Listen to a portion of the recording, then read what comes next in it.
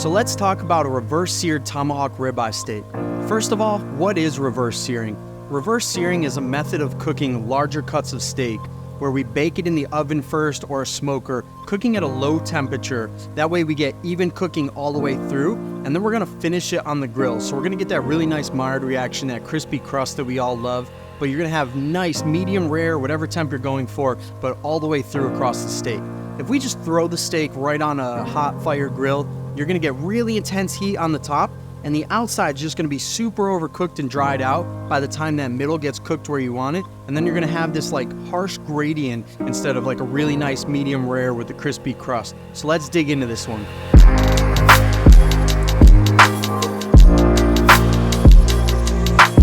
So this is a tomahawk ribeye. Your tomahawk steak is a classic thick cut ribeye, one bone length. You have that rib eye and then you have the ribeye cap. My opinion, this is the most delicious part on the entire cow right here. The bone here, this is where the short rib lies. So they strip this off, then you can braise those short ribs, and now you have this beautiful French bone that looks really cool and it looks like a samurai sword.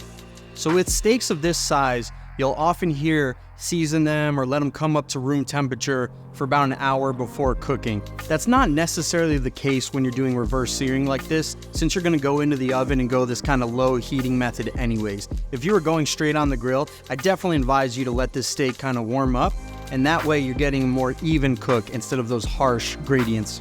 I like to go really simple with my seasonings, just kosher salt and black pepper.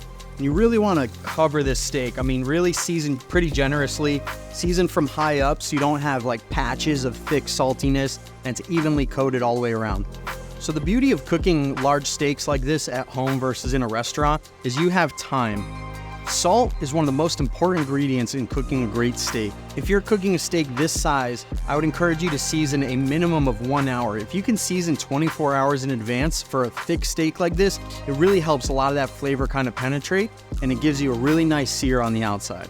Obviously in a restaurant, when you come in and you order a tomahawk steak, we don't have time to let it sit out for 30 minutes, season it, let it sit for another hour, and then we go to cook it for another 20-30 minutes on the grill and like letting it rest and slice it. You just don't have that kind of time. So in a restaurant, you just season it, you go, maybe you're pulling one out if you're a busy steakhouse and you know you're gonna sell a couple of them to bring it up.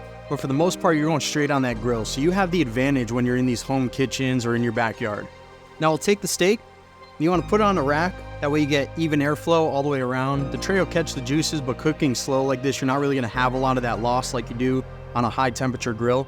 And just to give it a little more flavor as it's slow cooking, we're gonna add some rosemary and olive oil over the top. Now let's throw this in the oven. So we're gonna set our oven temperature to 225 degrees to an internal temperature of 115.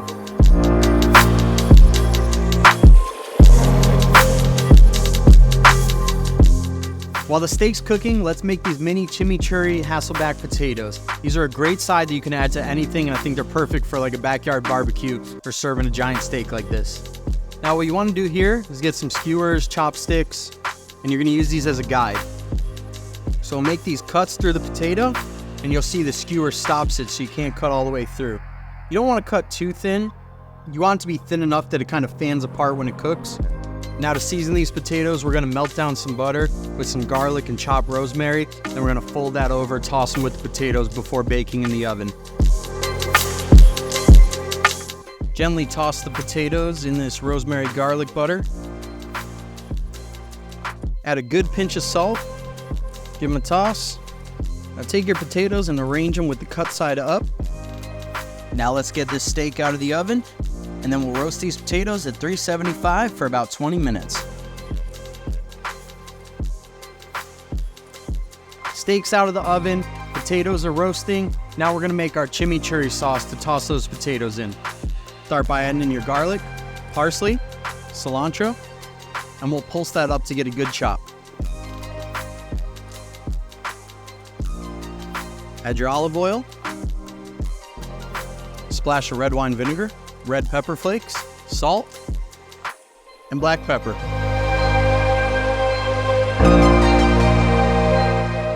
And look at the beautiful color of that chimichurri sauce. This sauce adds so much flavor, it has an amazing color. It's gonna go great with these potatoes and steak. Now we're gonna sear the steak in a cast iron pan.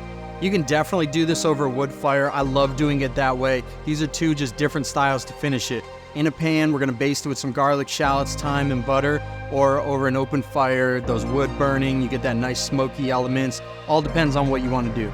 We'll add just a touch of oil. Beef fat works really great. We'll add that big steak to the pan.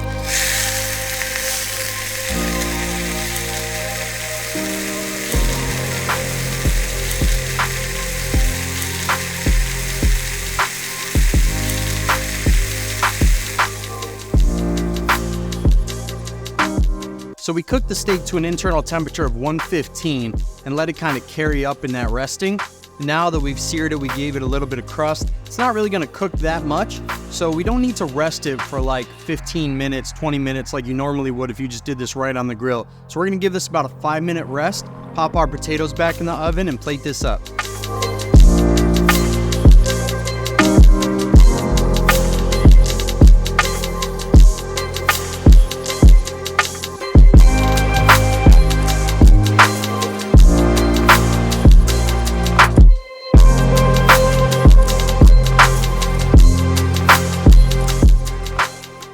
It was amazing. So that's how to do a reverse seared tomahawk steak with an awesome little side of these mini chimichurri hasselback potatoes. Thank you so much for watching. If you enjoyed this, please like and subscribe so you don't miss the next ones that we do. Hope to see you make some of these and let me know what you think. Stay tasty.